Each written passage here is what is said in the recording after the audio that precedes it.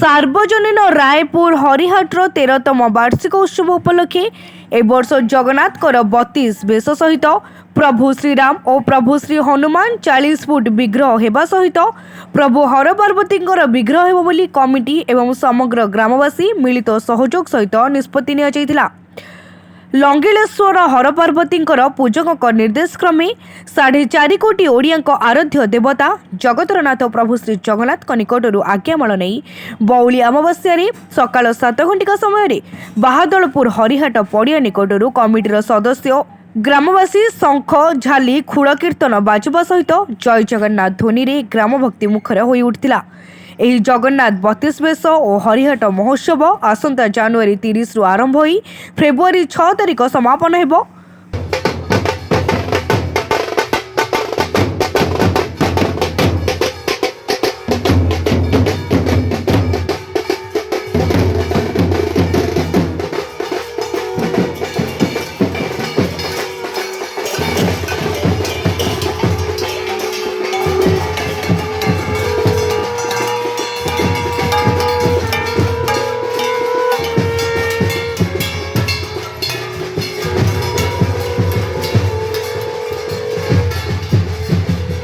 जो नाम संकीर्तन रायपुर हरिराम ट्रस्ट को आज को 13 वर्ष धरी आमे पालन करी आसचु।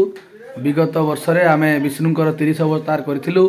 ए वर्ष समस्त कमिटी सदस्य एवं ग्रामवासी चेष्टा क्रमे आमे जगन्नाथंकर 32 बेश करिया पई जाउछु।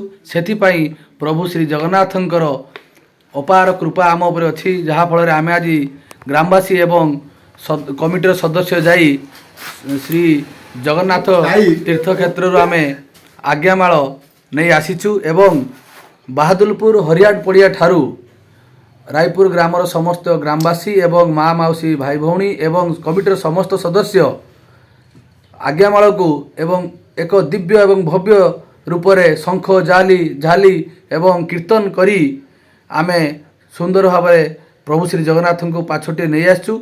आशा करुचु ए वर्ष जनवरी 30 रु जो आमर 32 बेश कार्यक्रम आरंभ होउछि एवं फेब्रुआरी 6 तारिख पर्यंत चलिबो।